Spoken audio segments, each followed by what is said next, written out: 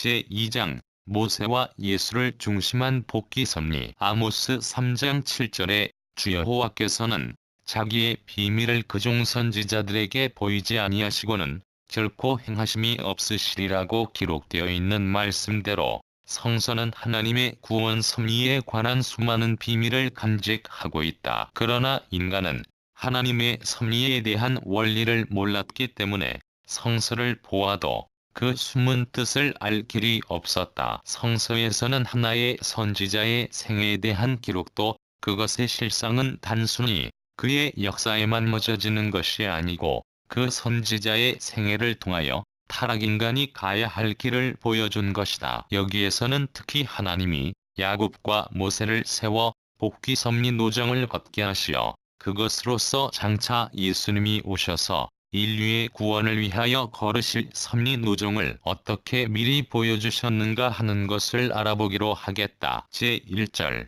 사탄 굴복의 본복의 노정. 이삭 가정을 중심한 복귀 섭리에 있어서 실체 기대를 세우는 중심 인물이었던 야곱이 아벨의 입장을 확립하여 가지고 타락성을 벗기 위한 단감 조건을 세우기 위하여 사탄을 굴복시켜 나아가던 전노종은 야곱에 의한 그 상징 노정을 형상적으로 걸어야 할 모세 노정이나 또 그것을 실체적으로 걸어야 할 예수님의 노정에 대한 전형 노정이었다. 그리고 이 노정은 이스라엘 민족과 전 인류가 복귀 섭리의 목적을 이루기 위하여 사탄을 굴복시키면서 걸어가야 할 본복의 노정이기도 하다. 1.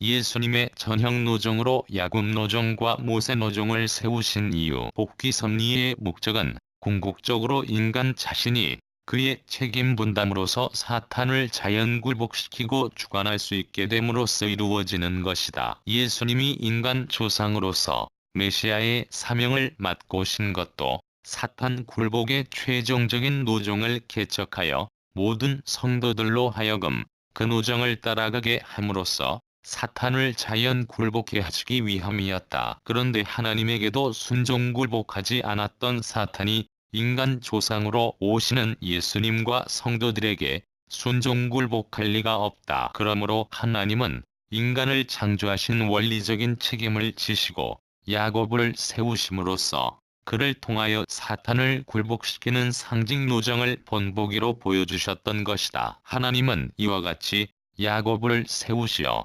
사탄을 굴복시키는 본보기 노정을 보여주셨기 때문에 모세는 이 노정을 본보기로 하여 그 형상 노정을 걸음으로써 사탄을 굴복시킬 수 있었다. 그리고 또 예수님은 야곱 노정을 밟아온 모세 노정을 본보기로 하여 그 실체 노정을 걸음으로써 사탄을 굴복시킬 수 있었으며 한편 또 성도들도 그 노정을 따라 걸음으로써 사탄을 굴복시키고 주관할 수 있게 되는 것이다. 모세가 자기와 같은 선지자 한 사람을 하나님이 세우실 것이라고 한 것은 모세와 같은 입장에서 모세 노정을 본보기로 하여 세계적 가난 복귀의 섭리 노정을 걸으셔야 할 예수님을 표시한 말이었다. 그리고 요한복음 5장 19절에 아들이 아버지의 하시는 일을 보지 않고는 아무것도 스스로 할 수 없나니 아버지께서 행하시는 그것을 아들도 그와 같이 행하느니라고 기록되어 있는 것은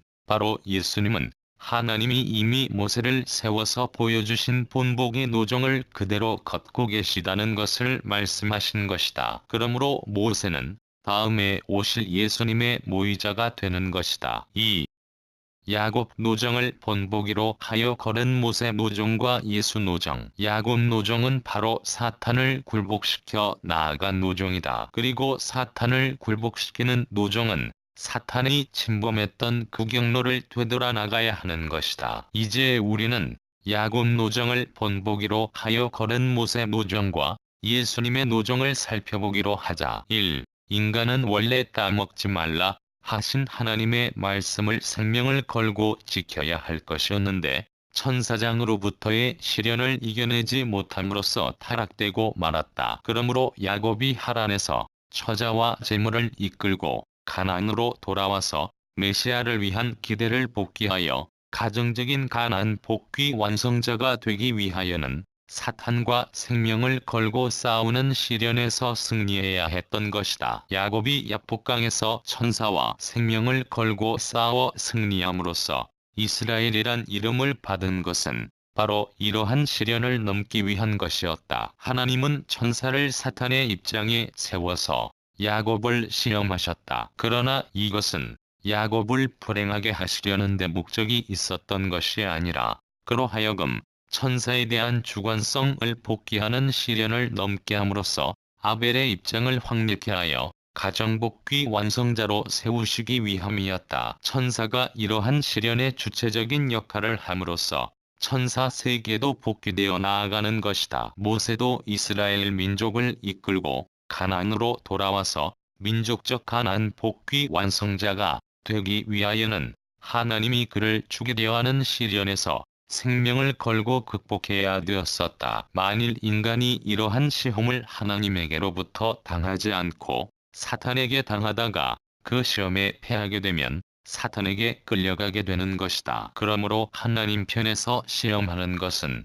어디까지나 하나님이 인간을 사랑하시기 때문이라는 사실을 우리는 알아야 하겠다. 예수님도 인류를 지상천국으로 인도함으로써 세계적 가나안 복귀 완성자가 되기 위하여는 광야 40일 시험에서 생명을 걸고 사탄과 싸워 승리하셔야만 했던 것이다. 이 인간의 육과 영에 사탄이 침범하여 타락성이 생겼으므로 야곱은 이것을 벗기 위한 조건을 세워야 하였다. 그러므로 야곱은 육과 영을 상징하는 떡과 팥죽을 주고 에서로부터 장자의 기업을 빼앗는 것으로서 타락성을 벗기 위한 단감 조건을 세우는 데 있어서의 아벨의 입장을 복귀하지 않으면 아니 되었던 것이다. 이 노정을 위하여 모세 노정에서는 이스라엘 민족에게 육과 영을 상징하는 만나와 메추리를 내려 먹여 하나님에 대한 감사와 선민의식을 강하게 함으로써